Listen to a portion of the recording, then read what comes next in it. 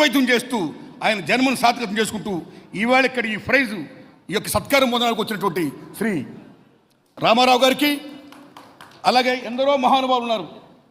మొత్తం మీరందరికీ నమస్కారం సార్లు. అమ్మ దండం, తల్లి దండం దండం మీ అందరికీ. ఇక ఈ సభ హీరో శ్రీ రవిశంకర్ ప్రసాద్ గారు. శ్రీ రవిశంకర్ గారు ప్రపంచంలో తెలుగువాడు చాలా ముందుండాలి అని తెలుగు వన్ స్థాపించి ఇంటర్నెట్ అనేది తెలియక ముందే రాబోయే కాలంలో ఇంటర్నెట్ రూల్ చేస్తుందని యూట్యూబ్ల నుంచి అనేక కార్యక్రమాలు పెట్టి తెలుగు వంశాలను ప్రపంచపరం చేసినటువంటి పెద్దలు శ్రీ రవిశంకర్ గారు. సో ఆయన గురించి, ఆయన గొప్పతనం గురించి పెద్దలు చెప్పారు. సీఎం గారి గురించి మొత్తం అందరూ కూడా. నేను ఆయన గురించి చెప్పేది ముఖ్యంగా ఏంటంటే the best human being is the best commission marks.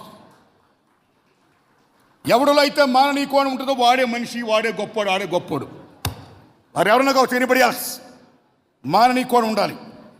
అలాంటి మాననీయ కోణాన్ని ఆ తెలుగు వన్ ఛానల్లో ఏమైతుందో తన అకాడమీ ద్వారా పేద విద్యార్థులకు అమోఘన బోధ చేస్తున్నాడు ఆయన.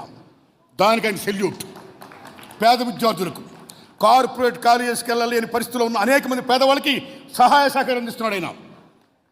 ఎస్, అలాగే అనేక మందికి 2000 మందికి పైగా గుండె జబ్బు వచ్చినట్టు చిన్నారులకి ఆయన అమోఘం కార్పొరేట్ హాస్పిటల్స్లో వైద్యం చేయించాడు ఆయన.